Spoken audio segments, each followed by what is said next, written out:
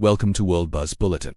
The use of capital punishment in Iran has reached what human rights investigators are calling a horrific and unprecedented peak, with a new annual report indicating that executions in the country have more than doubled in 2025. Data released by the Human Rights Activists News Agency, or HRANA, confirms that at least 1,922 individuals were executed between January 1st and December 20th, marking a 106% increase compared to the previous year.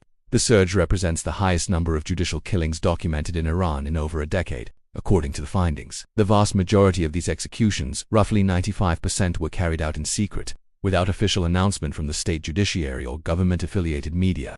Human rights groups suggest this lack of transparency is a systematic effort to obscure the scale of the crackdown. The report highlights that murder and drug-related offenses remain the primary legal justifications for the death penalty, accounting for nearly 94% of the cases. However, there has been a significant and alarming rise in the execution of women and political dissidents. At least 61 women were put to death this year, a 70% increase from 2024, while dozens of others were executed on vaguely defined national security charges, including espionage and enmity against God. International observers, including the United Nations, have linked the escalation to a broader surge in repression following domestic protests and heightened regional tensions. Investigators noted that the judiciary has increasingly weaponized the death penalty as a tool to quash dissent, often following trials that fail to meet basic international standards of due process.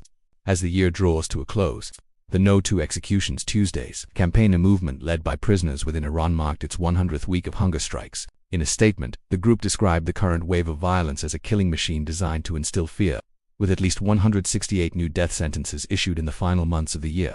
Activists are issuing an urgent plea for global intervention to halt what they describe as a mounting humanitarian crisis. Thank you for watching World Buzz Bulletin.